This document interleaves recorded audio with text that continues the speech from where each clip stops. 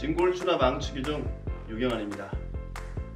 오늘은 건강의 3대 요소 중 하나인 쾌변을 부재로 발생받는 질병, 변비에 대해서 한번 공부해 보겠습니다. 특히 이제 출산 후에 여성분들에게 주로 나타나는 그런 변비, 또 원인을 알 수 없는 변비에 대해서 그 원인과 치료법에 대해서 집중적으로 한번 공부해 보겠습니다. 대략 변비를 사소한 질병 정도로 알고 계시는 분들도 있는데 절대 그렇지 않습니다. 변비야말로 만병의 근원임을 알아야 합니다.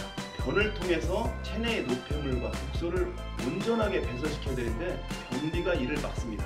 그래서 이런 것을 해소하는 것, 곧 변비를 해결하고 쾌변을 보는 것을 만병통치약이라고 부르는 것이 바로 이런 이유에서 있습니다.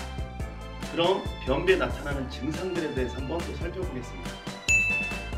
변비에는 단지 배변을 잘 못하는 증상뿐만 아니라 변이 되게 간단하고 힘을 주지 않으면 배변이 어렵다든가, 또 배변 후에도 여전히 잔변감이 남아있어 굉장히 불편한 증상들을 모두 포함하고 있습니다. 그것을 분류를 해서 하나씩 알아보겠습니다. 첫 번째, 아랫배가 항상 그윽하고 가스가 차 있습니다. 두 번째는 배변이 항상 어렵고 배변 후에도 항상 불편한 잔변감이 남아 있습니다. 세 번째는 일주일에 겨우 한 번이나 두 번 정도의 덕백동같이 시원찮은 변을 보거나 항상 잔변감이 몸이 그렇게 편치가 않습니다. 네 번째는 변 보는 시간이 너무 길어서 제대로 변을 보지 못하고 또 2차적인 항문 질환을 유발하는 그런 겁니다. 또 다섯 번째는 이 변이 항상 뱃속에서 제대로 해소가 안 되기 때문에 그에 따라서 항상 고통에 시달리거나 또 피부에 트러블이 또 심각하게 나타나고, 심지어는 이 배변하는 그런 불편함과 어려움, 그런 여러 가지 두려움으로 인해서 음식 같은 것을 전혀 안 먹으려고 하는 음식 거부 증상까지 항상 가지고 있는 그런 증상들입니다. 이런 변비가 나타나는 증상들 살펴보았는데, 이번에는 그럼 왜 변비가 나타나는 그런 원인들은 무엇인가? 바로 가장 대표적이면서 가장 중요한 원인은 바로 이 장 운동이 정상적이지 못하기 때문입니다. 위장을 비롯해서 각종 장이 활발한 운동이 이루어질 때 비로소 배변도 원활해질 수 있는데, 어떠한 이유에서인지 장 운동이 정상적으로 이루어지지 못하기 때문에 변비가 생기는 것입니다. 장의 운동이 원활하지 못한 이유는 수분이 부족해서가 아니고 섬유질이 부족해서도 절대 아닙니다. 바로 가장 큰 원인은 뱃속에 충분한 열이 없기 때문에, 곧 복부의 냉증이 가장 큰 원인이 되는 겁니다. 장이 차가워졌기 때문에 뱃속도 위축되고, 이에 따라서 장의 운동력도 떨어진 것입니다. 변비가 마치 인체에 수분이 부족해서 생기는 것으로 많이들 알고 계십니다. 또 방송에서 이렇게 많이 나오고 있고, 하지만 사실 변비 원인 중 하나는 너무 과한 수분 섭취에 있습니다. 너무 과한 수분 섭취는 장을 더욱 차갑게 만들기 때문입니다. 변비에 걸렸다고 하루에 물을 막 3리터 이상 드시는 분들이 있어요. 근데 그런 분들이 과연 변비에서 해방될까요? 아닙니다.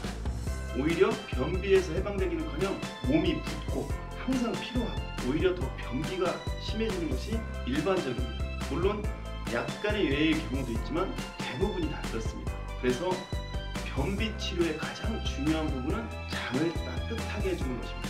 그래서 수분 섭취는 적당하게 이루어져야 되는 것입니다.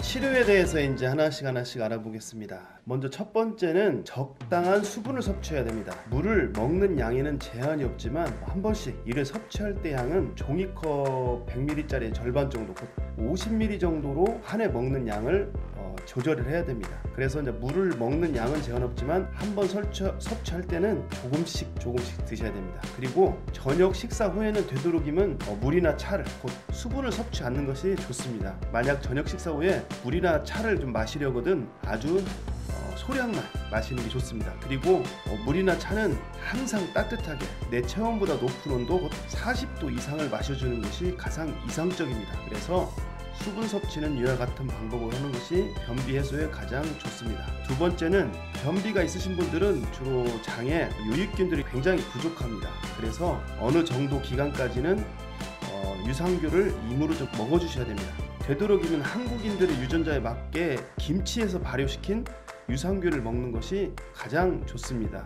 그리고 시중에서 쉽게 구할 수 있기 때문에 김치 발효 유산균을 드시면 좋고, 내 체질에 맞는 유산균을 매일 하루에 한 2-3회씩 꾸준히 2달 정도, 약 60일 정도를 복용하면 장내 유익균이 완전 성장을 하는 그런 기간입니다. 그래서 변비가 사라지는 것은 물론이거니와 살이 찌지 않는 체질로서의 이 균들도 변화를 하게 됩니다. 그래서 일석이조의 효과를 또 노릴 수가 있습니다. 자, 세 번째는 흉추 11번부터 요추 2번까지 이 부분에 있는 이 추체와 속에 있는 기립근, 겉에 있는 이 기립근, 이 기립근들의 단축을 반드시 교정해 줘야 됩니다. 이 부위에 있는 이런 추체 변이나 이 기립근들의 단축은 교감신경을 과도하게 흥분시킬 수 있습니다. 교감신경이 과도하게 흥분되면은 이 안쪽에 대장으로 있는 적절한 혈액 공급이 잘 이루어지지 않습니다. 그래서 대장이 혈액 공급이 잘 이루어지지 않기 때문에 대장이 허혈에 빠지게 됩니다. 그러면은 냉증도 있고 허혈도 있으면은 그 고유의 연동운동을 하지 못하게 되므로 반드시 흉추 11번에서 요추 2번까지의 추체 변이와 주변 기립근들을 충분히 교정을 해줘야 됩니다.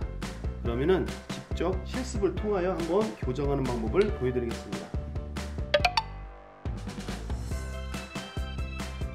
먼저 요추 2번부터 또 위로 흉추 11번까지 이 부분을 제가 이와 같은 도구를 활용해서 한번 극돌기 바로 옆부분부터 서서히 근육을 관리해 보겠습니다. 천천히 조금 깊이 있게 극돌기 주변 그 다혈근을 충분히 관리를 해야 됩니다. 각자 술기에 맞게 저처럼 이런 분절복이라는 도구를 써서 할 수도 있고 아니면 직접 손으로 할 수도 있고 또 침을 쓰시는 분들은 침으로 또 전기 치료기나 그런 걸 할 수 있는 분들은 도구는 상관없습니다. 추체 주변에 있는 기립근들을 충분히 이완을 시켜야 됩니다.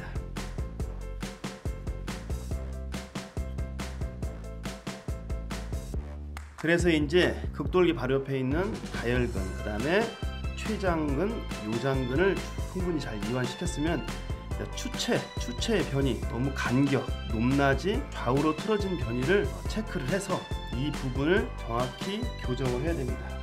전문가적인 입장으로 교정을 하게 되면 저희는 이와 같은 도구를 활용해서 주변에 기립근을 충분히 이완시키고 추체의 변이도 이 도구를 통하여 약간은 교정을 하게 됩니다. 그런 후에 추체의 높낮이를 봐서 높은 곳이 있으면 또 이와 같은 도구를 활용해서 일정하게 높이가 될 수 있도록 맞춰줍니다. 그리고 간격이 서로 일정한지, 간격이 맞지 않으면은 또 이와 같은 도구를 활용해서 올리거나 아니면은 내리거나 해서 간격을 서로 조정을 해줘야 됩니다. 마지막으로 좌우로 틀어져 있는 것이 있는지 체크를 한 후에 만약에 추체 하나가 우측으로 이렇게 변이가 되어 있다 그러면은 변이가 되어 있는 쪽 반대에서 이와 같은 도구를 활용해서 추체를 걸어서 반대 방향으로 같이 교정을 통해서 모든 추체들이 일직선상으로 정렬이 되고 높낮이도 맞고 간격도 맞게 교정을 해주면은 이 교감신경으로 인해서 변비가 발생되는 것을 해소를 할 수 있습니다. 이 교정이 변비 치료에서 가장 중요한 포인트라고 볼 수 있습니다. 네 번째는 이제 경결이 되어 있고 많이 냉증으로 인해서 연동운동이 떨어진 장을 마사지를 직접 해주는 방법입니다. 여기 그림에서 보는 바와 같이 1, 2, 3, 4, 5 이 순서에 맞춰서 장을 마사지 해주는 겁니다. 자, 배꼽을 기준점으로 우측이 1번, 배꼽에서 치골 상단 부위가 2번, 그리고 배꼽 바로 아래가 3번, 좌측이 4번, 우측, 배꼽 옆으로 쭉 갈비뼈 선까지가 5번이 되겠습니다. 장 마사지는 배꼽을 기준으로 우측으로 지그시 손을 눌러서 경결이 되어 있는 부분이 있습니다. 거기를 지그시 누르고 가볍게 환자가 너무 통증을 느끼지 않는 선상에서 관리를 해줘야 됩니다. 그리고 두 번째는 치골 상단, 또 지그시 눌러서 경결된 포인트를 마사지를 해줍니다. 다음은 바로 배꼽 아래 지그시 눌러서 경결 포인트를 찾고 서서히 부드럽게 마사지를 해줍니다. 네 번째는 배꼽의 좌측 부위, 이쪽 부위를 배꼽 대각선으로 이쪽 부위를 지그시 누른 다음에 경결을 서서히 풀어갑니다. 다섯 번째는 배꼽에서 우측으로 갈비뼈까지, 여기도 지그시 누르면 경결점이 있습니다. 거기를 눌렀다가 가볍게, 또 눌렀다가 가볍게, 이와 같이 해서 이 복부에 경결되어 있는 것을 부드럽게 아주 천천히 경결점을 마사지를 통해서 해결을 해 나갑니다. 짧게는 뭐 한 2주 정도, 길게는 4, 5주 정도까지도 걸릴 수 있지만은 이 경결점이 식습관과 뒤 교정을 동반해서 같이 교정을 하게 되면은 더욱 빠르게 부드러운 장으로 변하고 변비도 해소가 될 것입니다.